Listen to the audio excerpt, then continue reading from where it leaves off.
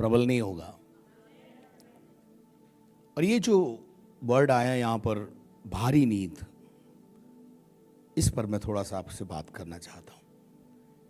क्या है ये भारी नींद? देखिए, हम इस दुनिया में रहते हैं, हम रोज सोते हैं। नींद ना आए तो डॉक्टर के पास जाना पड़ता है। तो नींद जो है वो दो प्रकार की है। एक वो नींद जो हम रोज रात होती है और हम सो जाते हैं और जब सवेरे उठते हैं तो एकदम फ्रेश एंड ताज़ा उठते हैं। एक तो नींद वो है। लेकिन बाइबल में, आध्यात्मिक जगत में प्रभु यीशु मसीह ने कई बार बोला, तुम नींद में पड़े हो। नींद में पड़े होने का मतलब होता है गफलत में पड़े होना, मुखालते में रहना। और उसके साथ साथ यीशु मसीह ने लाजर के विषय में कहा वो सो गया है, वो सो गया है। वो भी एक नींद है, यानी मृत्यु को भी दर्शाती है नींद। तो कई लोग जो हैं, प्रभु यीशु मसीह के पास जब हम आते हैं तो हम सोचते हैं कि जो यीशु के पास आएगा वो मरेगा नहीं। इसीलिए कई बार हमारे घरों में जब मृत्यु हो जाती है तो ऊट पटांग की बात लोग करते हैं। तुम तो भवन में जाते थे, तुम तो यीशु को फॉलो करते हो, फिर तुम्हारा बाप क्यों मर गया, तुम्हारी माँ क्यों मर गई? सबको मरना है।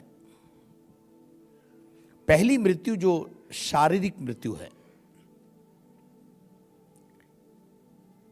परमेश्वर जो है उस मृत्यु की बात नहीं करता।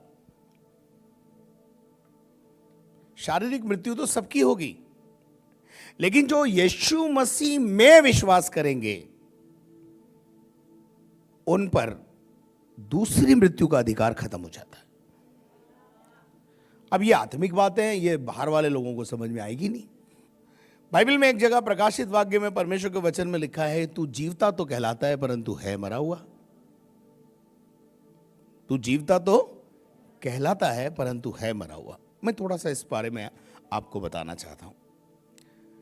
उत्पत्ति की किताब, उसका 2 अध्याय, उसका 17 पद को जब हम पढ़ते हैं, पर भले या बुरे के ज्ञान का, भले और बुरे के ज्ञान का वृक्ष, जो वृक्ष है उसका फल तो कभी ना खाना। सिंपल एक आज्ञा परमेश्वर ने आदम और हवा को दी थी और कहा था इस पेड़ के फल को कभी मत खाना, क्योंकि जिस दिन तुम इसको खाओगे, पढ़ो, क्योंकि जिस दिन तू उसका फल खाएगा, जिस दिन तू उसका फल तोड़कर खा लेगा, उसी दिन अवश्य मर जाएगा। अवश्य रूप से मर जाएगा।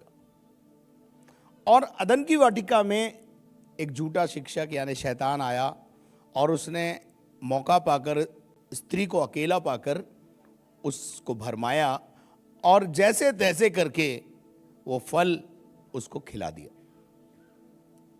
जिसमें क्या थी? एक आज्ञा थी और आज्ञा का प्रतिफल भी लिखा हुआ है, मृत्यु। अब इस औरत ने खाया तो ये औरत मरी नहीं, ये औरत मरी नहीं। तो इसने अपने आदमी को भी खिलाया और बोला देखो मैं तो मरी नहीं, तुम भी खाओ। और आदमी तो औरत की बात मानता ही मानता है। आदमी तो औरत की बात ना माने ऐसा कभी होता ही नहीं। तो औरत की बात उसने मानी और उसने भी फल खाया, वो भी नहीं मरा। तब यहोवा परमेश्वर ने हाँ, सर्प से कहा, तूने जो यह किया है, इसलिए तू सब स्त्री से पूछा ये क्या, स्त्री और पुरुष दोनों से पूछा ये क्या हो गया रे, क्या हो गया? आदम तू कहाँ है? वहां पे से आवाज आई। आदम बोला मैं झाड़ी के पीछे छुपा हूं। भाई झाड़ी के पीछे क्यों छुपा हुआ है? क्या तूने वो फल खा लिया? तुझे किसने बता दिया तू नंगा है? तेरे को बुद्धि कहां से आ गई ऐसी? और वहां से एक सिलसिला शुरू हुआ और वो सिलसिला जो था वो आगे बढ़ा और आगे परमेश्वर ने क्या किया वो जरा बात करते हैं। आगे पढ़ो। तूने जो ये किया है यानी फल तोड़कर खाया है, यानी मेरी आज्ञा को तोड़ा है, इसलिए इसलिए तू सब घरेलू पशुओं हाँ। और सब बनेलू पशुओं से अधिक शापित है। ये तो सांप को दंड मिल गया। उसके बाद फिर स्त्री से उसने कहा, फिर औरत से पूछा, मैं तेरी पीड़ा को और तेरे गर्भवती होने के दुख को बढ़ाऊंगा, बहुत बढ़ाऊंगा। तू पीड़ित होकर हाँ। बालक उत्पन्न करेगी, बालकों को उत्पन्न करेगी, और तेरी लालसा हाँ। तेरे पति की ओर होगी, आगे, और वह तुझ पर प्रभुता करेगा। चलिए आगे। और आदम से उसने कहा, तूने जो अपनी पत्नी की बात सुनी। तूने किसकी सुननी थी तुझे? मेरी। लेकिन सुनी किसकी तूने? इसका मतलब ये नहीं है भाइयों कि आप अपनी पत्नी की आदत से बात सुनना बंद कर दो। आज पादरी साहब ने सिखाया है, औरत की तो सुननी नहीं है। इसका अर्थ ये नहीं है, इसका अर्थ का अनर्थ मत करना, खींचतान के इसका अर्थ नहीं लगाना। लेकिन ऐसा बाइबल में लिखा है कि आदम से परमेश्वर को एक शिकायत थी, तूने मेरी से बढ़कर इसकी बात क्यों मानी? मेरी बात सर्वोपरि होनी चाहिए थी। समझ में आ रही बात?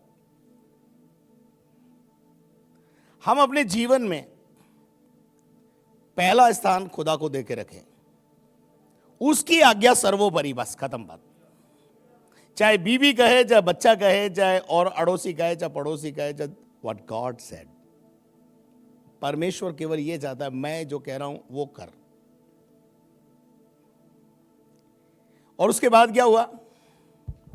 और जिस वृक्ष के फल के विषय में हाँ। मैंने तुझे आज्ञा दी थी हाँ। कि तू उसे ना खाना, उसको तूने खाया है, इसलिए भूमि तेरे कारण शापित है।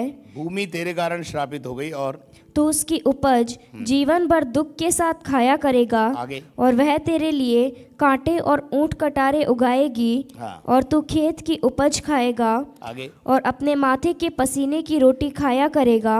हाँ। और अंत में मिट्टी में मिल जाएगा, और मिट्टी में मिल जाएगा अंत में। आगे, कि तू उसी में से निकाला गया है, उसी में से बनाया गया है, उसलिए वही मिल जाएगा। और तू मिट्टी तो है, हाँ। और मिट्टी ही में फिर मिल जाएगा। मिट्टी है, मिट्टी में मिल जाएगा। आगे, आदम ने अपनी पत्नी का नाम हव्वा रखा, क्योंकि जितने मनुष्य जीवित हैं उन सब की आदि माता। चलिए 23 पद पढ़ दीजिए इसका। इसलिए हाँ। यहोवा परमेश्वर ने उसको अदन की वाटिका में से निकाल दिया। This is a punishment.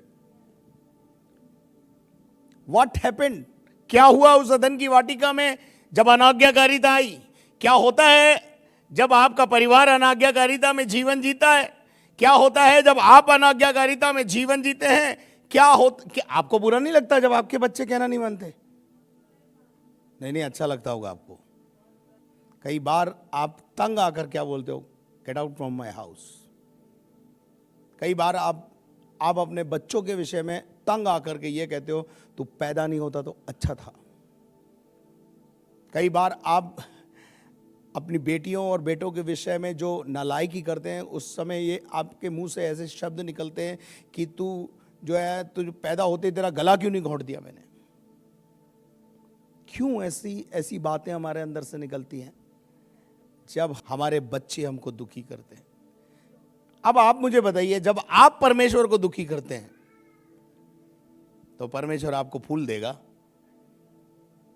आशीष देगा, गॉड ब्लेस यू बोलेगा, बेटा जीवते रहो, फलो फूलो धरती पे भर जाओ। समझने की कोशिश कीजिए, separation from God is equal to death. खुदा से जुदाई मृत्यु के बराबर है। खुदा से जुदाई इक्वलेंट मृत्यु है। उसको बोलते हैं भारी नींद। प्रकाशित वाक्य में 2 मृत्यु का जिक्र है। जब हम न्याय के सिंहासन के सामने खड़े होंगे तो परमेश्वर जो है हमारा न्याय करेगा, किताबें खुल जाएंगी, और जिसका नाम जीवन की पुस्तक में नहीं मिला, उसका नाम जीवन की पुस्तक में नहीं मिला, तो उसे क्या कर दिया जाएगा? अनंत काल की आग में डाल दिया जाए। लेकिन जिसका नाम जीवन की पुस्तक में, वो अनंत काल के जीवन में प्रवेश करेगा। और जो आग और आग की झील जो बताई गई है प्रकाशित वाक्य में कि उस आग की झील में तुम्हें डाल दिया जाएगा, वो आग की झील को सेपरेशन फ्रॉम गॉड, सदा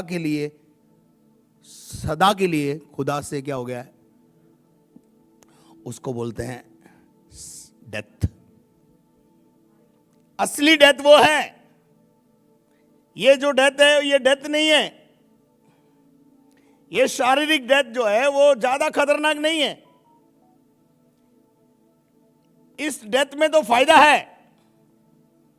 इस डेथ में फायदा क्या है कि ये जीवन में प्रवेश कराती है। इसलिए हम ईसाई मसीही लोग जो है वो डरते नहीं है मौत से। मौत हमारे लिए प्रमोशन है। मृत्यु से मसीही व्यक्ति मृत्यु से कभी डरता नहीं, क्योंकि मृत्यु जीवन में प्रवेश करने का एक द्वार है। वो तो हमारा प्रमोशन है। वो तो हम तो इसमें इस प्रकार से बोलते हैं कि we promoted in the glory of God. तो मृत्यु हमारे लिए नुकसान कहां है? कौन सी मृत्यु? पहली। और दूसरी मृत्यु का अधिकार हमारे पैर है नहीं, क्योंकि नाम जीवन की पुस्तक में है। लेकिन अदन की वाटिका में जो सेपरेशन फ्रॉम गॉड, आदम और हव्वा का क्या हो गया?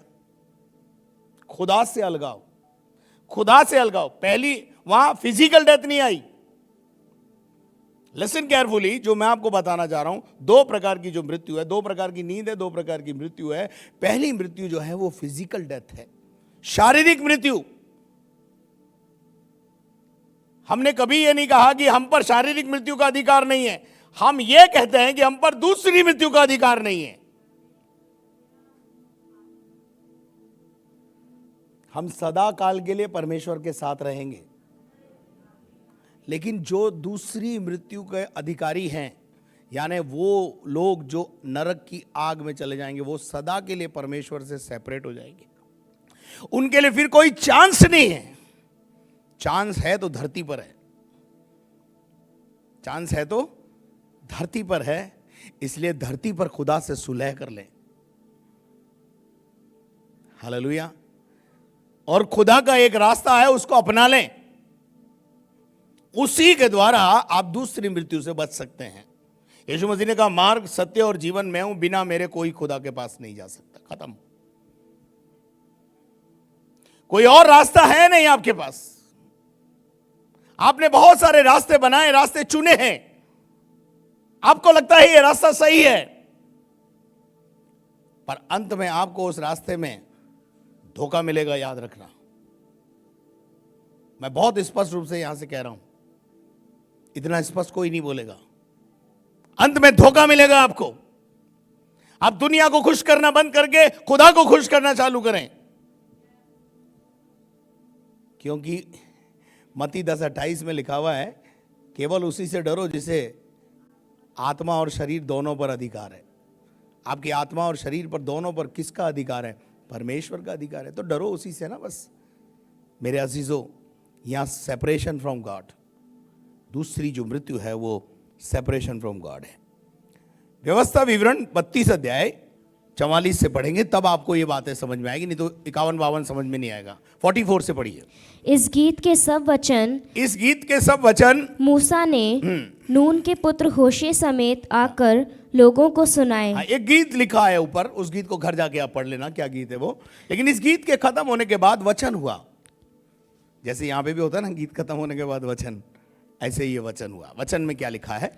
जब मूसा ये सब वचन सब इजराइलियों से कह चुका, मूसा सब वचनों को प्रचार कर चुका, कह चुका, तब उसने उनसे कहा, जितनी बातें मैं आज तुमसे चिताकर कहता हूँ, उन सब पर अपना अपना मन लगाओ और उनके अर्थात इस व्यवस्था की सारी बातों के मानने में चौकसी करने की आज्ञा अपने बच्चों को दो। क्या लिखा है? इस मार्ग के बारे में लोगों को, बच्चों को बताओ। इस वचन की आज्ञाओं का पालन करना बच्चों को सिखाओ। आप बोलेंगे ये बात क्यों बोल रहे हैं? अभी आगे चलते हैं, अपन आपको समझ में आएगा। आगे पढ़ो। क्योंकि यह तुम्हारे लिए व्यर्थ काम नहीं, व्यर्थ काम ये बेकारी नहीं है। हालेलुया। क्या लिखा है? व्यर्थ काम नहीं है, परंतु तुम्हारा जीवन ही है। तुम्हारा क्या है? ये लाइफ है, इसमें जीवन है, इसमें जीवन है। आगे, और ऐसा करने से उस देश में तुम्हारी आयु के दिन बहुत होंगे। फायदा, लाभ। कोई भी आदमी नुकसान का काम नहीं करता भाई, यहां लाभ की बात है।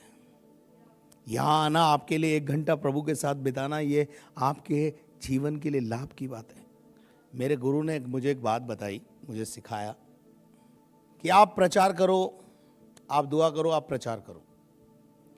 कोई सुनकर बचे तो बचे, नहीं बचे तो अपन तो बचे। नहीं, समझ में नहीं आया होगा आपको। कोई बचे तो बचे, कोई माने तो बच जाएगा, नहीं मानेगा तो मर जाएगा, हम तो बच जाएंगे। नूह की किश्ती को 120 साल लगे बनने में, कोई बचा?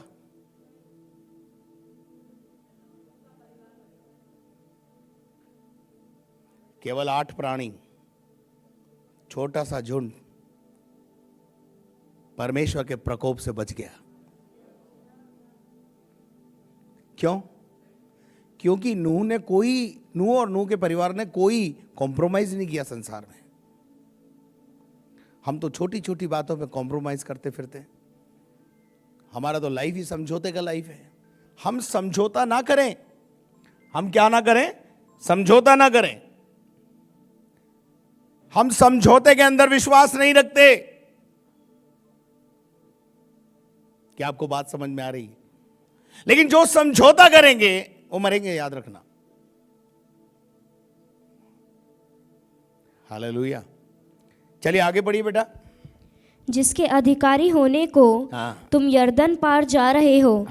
फिर उसी दिन यहोवा परमेश्वर ने मूसा से कहा। फिर उसी दिन जब मूसा प्रचार करके उतर गया। कभी कभी हम प्रचारकों से भी प्रभु अलग से बात करता है। हम बहुत सुंदर प्रचार कर लेते हैं। मूसा ने बहुत अच्छा गाना भी गाया और मूसा ने सुंदर प्रचार भी किया। प्रचार करके मूसा नीचे उतरा और खुदा ने मूसा से बात करना शुरू किया। व्हाट? पढ़ो। उस अबारीम पहाड़ की नबो नामक चोटी पर, जो मोआब देश में यरीहो के सामने है, चढ़कर कनान देश, जिसे मैं इजराइलियों की निज भूमि कर देता हूँ, उसको देख ले। मूसा को परमेश्वर ने एक आज्ञा दी। मूसा को परमेश्वर ने एक आज्ञा दी। क्या आज्ञा दी? पहाड़ पे चढ़ जा और वो जगह जहां तू इन लोगों को लेके जा रहा था, कनान, उसको दूर से देख ले। तेरी अपनी आंखों से तू देखने की इच्छा रखता है ना उस कनान देश को, तू यहां से देख ले। तू जाएगा नहीं उसमें। प्रचारक अपने आप को सुधार लें। दूसरों को संदेश देना बहुत अच्छा होता है, लेकिन हमारी गलतियां हमारे को दंड दे देती हैं। मूसा नेतृत्व कर रहा है, लेकिन मूसा के पीछे भी खुदा, जब खुदा मूसा को नहीं छोड़ेगा, साधारण विश्वासी को कैसे छोड़ेगा, ये मैं आपको बताना चाहता हूं। मूसा के लिए परमेश्वर ने कहा चढ़कर पहाड़ पे से उस देश को देख ले, क्योंकि आगे पढ़ना बेटा। तब जैसे तेरा भाई हारून होर पहाड़ पर मरकर, उसने एग्जाम्पल दिया, जैसे तेरा भाई हारून उस पहाड़ पर, होर नाम का जो पहाड़ था, उस पर मर गया, अपने लोगों में मिल और जाकर गया, अपने लोगों में मिल गया, यानी शारीरिक मृत्यु उसकी हो गई, वैसा ही तू इस पहाड़ पर चढ़कर मर जाएगा। Physical death. तू कनान नहीं जाएगा, तू कनान नहीं जाएगा। और तेरा मृत्यु का समय क्या हो गया है? नजदीक आ गया। तू ऊपर चढ़ के क्या कर ले? तेरी चॉइस को पूरा कर ले, देख ले उसको, लेकिन तू जाएगा नहीं उसमें। हम कहाँ जाने के लिए आए? और आप सोचो कि एंड में हमें कनान ही ना मिले। हम यहाँ क्यों आ रहे हैं? स्वर्ग जाने के लिए आ रहे हैं ना। कनान का मतलब है स्वर्ग। दूध और मधु की धाराएं जहां बहती हैं, आराम गाह में जाना चाहते हैं हम, लेकिन यहां खुदा ने उसको मूसा को बोला तू उस आराम गाह में जा नहीं पाएगा। आगे पढ़ो। और अपने लोगों में मिल जाएगा। और अपने लोगों में जाकर क्या हो जाएगा? तू मिल जाएगा, यानी तेरी मृत्यु पास में खड़ी है, समय पूरा हो गया तेरा। आगे। इसका कारण यह है, इसका कारण यह, ध्यान से सुनना पादरी प्रचारकों, कि जो दूसरों को सिखाने वाले हैं वो ध्यान से सुनो। इसका कारण यह है कि सीन जंगल में, किसी ने जंगल में, कादेश के मरीबा नामक सोते पर, एड्रेस पता सब बता रहा है प्रभु, कादेश के मरीबा नाम सोते पर तुम दोनों ने, तुम दोनों कौन? हारून और मूसा के दोनों ने मेरा अपराध किया। क्या किया है? मुझे नाराज किया। जो मैं चाहता था कि तुम मेरी महिमा जंगल में और लोगों के बीच में प्रकट करो, वो तुमने नहीं किया। मैं एक सवाल के साथ आगे बढ़ूंगा। परमेश्वर ने हमें क्यों बनाया, क्यों चुना है? क्या लिखा है? क्योंकि तुमने इजराइलियों के मध्य मुझे पवित्र ना ठहराया। क्या गलती है? तुमने मुझे, अब आप बताइए, मूसा जैसे को परमेश्वर नहीं छोड़ रहा है तो साधारण विश्वासी की क्या बिसात है? हमारा काम है कि हम उन लोगों के बीच में, जिनके बीच में हम रहते हैं, पवित्र परमेश्वर को महिमा दें। और अगर जो नहीं दी तो कनान से हाथ धो बैठोगे। ये लल्लो पच्चो करने वाला खुदा नहीं है। लिखा हुआ है, पढ़ दे बेटा, आगे पढ़ दे, 52 भी पढ़ दे, उसके बाद मैं आता हूं। अभी आपको बताता हूं कि आपको क्यों बनाया प्रभु ने। इसलिए वह देश जो मैं इजराइलियों को देता हूँ, जो इजराइलियों को मैं देने जा रहा हूं, तू अपने सामने देख लेगा, परंतु वहां जाने ना पाएगा। हेलो, एक फिजिकल डेथ वहां पर आई। हेलो, क्या आप मेरे साथ हैं? अब मैं आपको बताना चाहता हूं कि मूसा और हारून ने परमेश्वर को नाराज किया और पवित्र नहीं ठहराया। जिस काम के लिए बोला गया था वो काम नहीं किया तो ये दंड मिला। पता है आपको कि मूसा से प्रभु क्यों नाराज हुआ? पता है आपको? चट्टान से बात करने के लिए बोला था, इसलिए उसने आज्ञा सुनी तो सही, लेकिन आज्ञा पालन में कोताही बरत दी, या आज्ञा को ढंग से नहीं सुना। इसलिए जब यहां आते हो ना तो ढंग से सुना करो। चलिए अपन आगे पढ़ते हैं। यशायाह 43 और उसके 7 पद से पढ़ें। अब देखिए, Y God bring you here, परमेश्वर आपको यहां क्यों लाया, चुन के अलग क्यों किया, क्यों परमेश्वर ने किया है, जरा उसको सुन ले। पढ़ो। हर एक जो मेरा कहलाता है। आप किसके कहलाते हैं? कहलाते कि नहीं कहलाते? पहले डिसाइड कर लो। कहलाते हैं ना, तो चलो आगे बढ़ो। जिसको मैंने अपनी महिमा के लिए सृजा। काय के लिए सृजा है आपको? काय के लिए यहां लाया है? काय के लिए अलग किया है? कुछ काम है, कुछ विशेष बातें। मूसा ने एक गलती करी, उसका सजा उसको मिली कि वो कनान नहीं जा पाया। आप उस गलती की सजा ना पाए, इसलिए मैं चिल्ला चिल्ला कर प्रचार करता हूं यहां पर। चलिए आगे पढ़ दो। जिसको मैंने रचा और बनाया है। जिसको हमें परमेश्वर ने रचा, बनाया, संसार में थे, छुड़ाया, इधर लाया। क्यों लाया रे? केवल ताली बजाने के लिए लाया क्या रे? परमेश्वर की महिमा और अपने लोगों में परमेश्वर को पवित्र ठहराना हमारी ड्यूटी है। लोगों को बताओ मैं जीवित और पवित्र परमेश्वर की आराधना करता हूं। मेरे पास एक जीवित परमेश्वर है, मेरे पास एक पवित्र परमेश्वर है जिसकी हम आराधना करते हैं। और अपने जीवन से परमेश्वर को पवित्र लोगों के बीच में ठहराना है, यानी आपकी गवाही अच्छी होना, आपका एटीट्यूड, आपका व्यवहार अच्छा होना।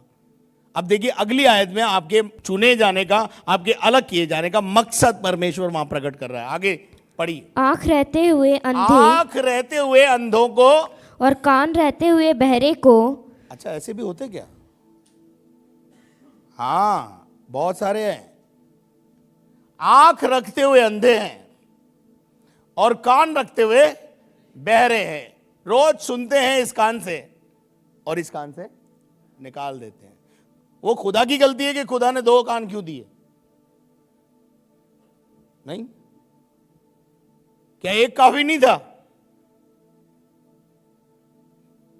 एक आंख से भी काम चल सकता था, पर 2 दी ताकि हम प्रॉपरली देख सकें। खुदा ने अपना काम परफेक्ट किया, लेकिन आज आंख रखते हुए अंधे और कान होते हुए बहरे लोग हैं इस दुनिया में, क्योंकि उस उद्धार से तुम वंचित हो जिसके लिए तुम बुलाए गए हो। उसको बोलते हैं आंख रखते हुए अंधा होना।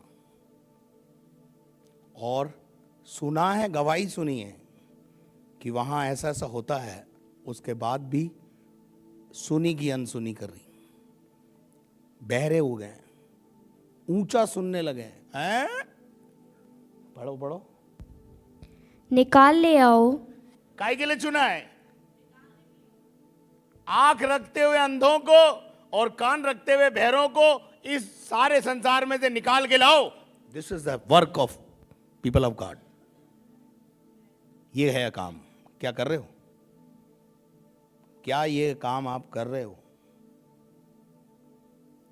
क्या जिस काम के लिए आप बुलाए गए हो वो काम आप कर रहे हो? मैं काम बता रहा हूं आपको कि खुदा ने आपको क्यों बुलाया, क्यों रचा, क्यों सिरजा, क्यों संसार से अलग करके यहां लाया, ताकि आंख रखते हुए अंधे। अरे हम भी पहले आंख रखते हुए अंधे ही तो थे। कोई हमें यहां लेकर आया, अब हमारी ड्यूटी है कि हम औरों को लेकर आ जाएं। लिखा है बहरों को क्या करें? निकाल लाए। निकाल कहां से लाना है? संसार से। हाँ, चलिए अगली आयत पढ़िए, अभी तो मजा आएगा। जाति जाति के लोग, जाति जाति के लोग इकट्ठे किए जाएं। क्या करें? सब जातियों के लोगों को जाकर सुसमाचार सुनाओ। Great commission. जातियों के लोगों को इकट्ठा करो। चलो बेटा आगे बढ़ो। जाति जाति के लोग इकट्ठे किए जाएं। इकट्ठे किए जाएं और राज्य राज्य के लोग एकत्रित हों। राज्य राज्य के लोग इकट्ठे हों। यहाँ पे कई राज्य के लोग आते हैं। आज चलिए आगे। उनमें से कौन यह बात बता सकता या बीती हुई बातें हमें सुना सकता है? वे अपने साक्षी ले आए जिससे वे सच्चे ठहरे। वे सुन लें और कहें यह सत्य है। हम अपनी गवाही को बांटे और गवाही जो है वो सुनकर ये कहे यार वाकई तुम्हारा परमेश्वर सच्चा है। आगे आगे अभी और चलेंगे आगे। यहोवा परमेश्वर की वाणी है, तुम मेरे साक्षी हो, तुम मेरे गवाह। फिर तो काम 1:8 में तो बाद में लिखा है, ये तो यशायाह में लिखा है। तुम मेरे गवाह हो और मेरे दास हो। और प्रभु का धन्यवाद हो, नए नियम में हम दास नहीं रहे, बेटे और बेटियां बन गए। ये पुराने नियम के साक्षियां हैं, पुराने नियम की बात है, लेकिन नए नियम में इससे प्रमोशन है हमारा। हम बेटे और बेटियां बन गए। जिन्हें मैंने इसलिए चुना है कि समझकर मेरी प्रतीति करो। समझकर तुम क्या करो? मेरी प्रतीति करो। और यह जान लो कि मैं वही हूँ। मैं वही हूँ। अब सुनना गजब की बात। मुझसे पहले तुम क्या लिखा है? मुझसे पहले कोई परमेश्वर ना हुआ और ना सनातन का परमेश्वर। कौन सा परमेश्वर? सनातन का परमेश्वर मेरा और आपका परमेश्वर है। हम सनातन के परमेश्वर में भरोसा करते हैं। हम सनातन के परमेश्वर की आराधना करते हैं। बस फर्क इतना है कि वो निरंकारी है, उसका कोई आकार नहीं है। हम उस परमेश्वर की आराधना करते हैं जिसने सूरज और चांद और तारों को बनाया है। हम निरंकारी परमेश्वर की आराधना करते हैं जिसका कोई आकार नहीं है। मुझसे पहले ना हुआ और ना मेरे बाद कोई होगा। ना मेरे बाद कोई होगा। आगे। मैं ही यहोवा परमेश्वर हूँ और मुझे छोड़ कोई उद्धार करता नहीं। कोई उद्धार करता है ही नहीं, क्या आपको मेरी बातें समझ में आ रही है? हालेलुया। क्यों प्रभु ने आपको चुना है?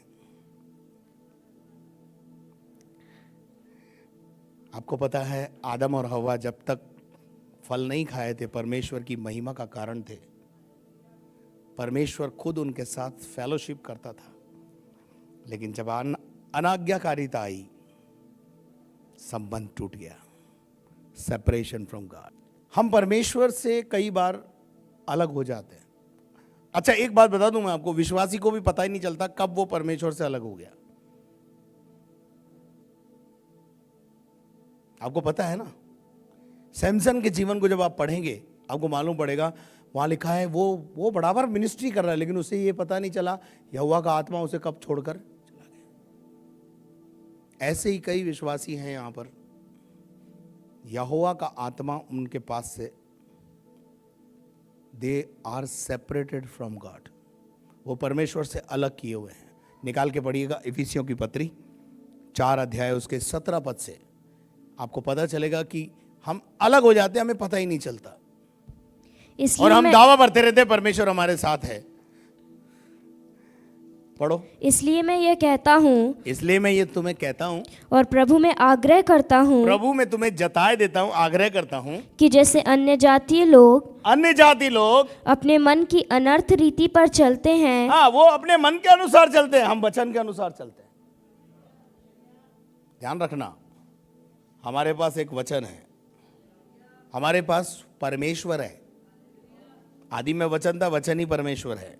हमारे पास परमेश्वर है, हमारे पास वचन है। हम मन के हिसाब से नहीं चल सकते, क्योंकि मन तो आपका चंचल है। लिखा है मन की अनर्थ की रीति पर चलते हैं। आगे पढ़ देना बेटा। तुम अब से फिर ऐसे ना चलो, अब से तुम मन के अनुसार मत चलो। ये मन आपको पता नहीं कहां पहुंचा देगा, वचन के अनुसार चलो। अच्छा चलो आगे पढ़ो। क्योंकि उनकी बुद्धि अंधेरी हो गई है। उनकी बुद्धि क्या हो गई है? जो मन के अनुसार चलते हैं उनकी बुद्धि, इस संसार के हाकिम ने इनकी बुद्धि को क्या कर दिया है? बंद कर दिया है, ताकि यीशु मसीह जो परमेश्वर का प्रतिरूप है उसको ना समझें। और उस अज्ञानता के कारण जो 2 रीजंस, 2 रीजन दिए हैं। अज्ञानता, लैक ऑफ नॉलेज, ज्ञान का नहीं होना प्रजा की नाश का कारण होता। ध्यान रखना, वचन में लिखा हुआ है, परमेश्वर के वचन में, मेरे ज्ञान के ना होने से मेरी प्रजा नाश हो रही है। अज्ञानता में मर रहा आदमी, लैक ऑफ नॉलेज, वचन ही नहीं है उनके पास, वो मन की रीति के अनुसार चलते हैं जो उनमें है, और उनके मन की कठोरता के कारण। देयर इज 2 रीजन, अज्ञानता, लैक ऑफ नॉलेज एंड कठोरता, हार्डनेस। दिल कठोर कर लिया है, अपना रास्ता सही है बस। लेकिन एक बात ध्यान रखना, ये वचन जो आज की तारीख में आप लोग सुन रहे हो ना, एक दिन यही वचन आपको दोषी ठहराएगा कि मेरा बंदा चिल्ला चिल्ला के बोलता था, तुमने नहीं सुना। यूहन्ना जंगल में बपतिस्मा देने वाला यूहन्ना जंगल में प्रचार करता था, और लोग उसकी सुनने जाते थे और सुनकर तौबा करते थे और बपतिस्मा लेते थे और परमेश्वर को सच्चा मानते थे। वहाँ लिखा है बहुत सारे चुंगी लेने वाले थे, उनने मन फिरा लिया, लेकिन जो धार्मिक लोग थे उनने तो यूहन्ना का गला कटवाया। हमें नहीं चाहिए सच्चा प्रचारक। लिखा हुआ है मन की कठोरता के कारण वे परमेश्वरी के जीवन से, परमेश्वर के जीवन से अलग किए हुए हैं। They are separated from the God. मेरे अजीजों, इसको बोलते हैं दूसरी मृत्यु। ये लोग दूसरी मृत्यु के अधिकारी होंगे, लेकिन मैं और आप, दूसरी मृत्यु का अधिकार हम पे से हट गया है, क्योंकि हमारा नाम जीवन की पुस्तक में लिख दिया है। हालेलुया। एक अंतिम आयत में आपके लिए पढ़ूंगा, रोमियो की पत्री 5:12। इसलिए जैसा एक मनुष्य के द्वारा, अब रास्ता बता रहा हूं आपको, अब मैं रास्ता बता रहा हूं आपको लास्ट आयत से। अगर कोई अभी भी ऐसा बैठा हुआ है जिसका उद्धार नहीं हुआ है, तो मैं रास्ता बता रहा हूं आपको। एक मनुष्य के द्वारा पाप जगत में आया। पाप कहां से आया? अदन की वाटिका में। एक मनुष्य, हमारी आदि माता ने पाप किया, एक मनुष्य के द्वारा, यानी पहले आदम के द्वारा अनाज्ञाकारिता की और पाप जगत में आया। लेकिन आगे क्या लिखा है? और पाप के द्वारा मृत्यु और आई। उसके पाप की मजदूरी क्या मिली? मृत्यु, सेपरेशन फ्रॉम गॉड। मैं फिजिकल डेथ की बात नहीं कर रहा, सेपरेशन फ्रॉम गॉड, खुदा से अलग हो गए हम।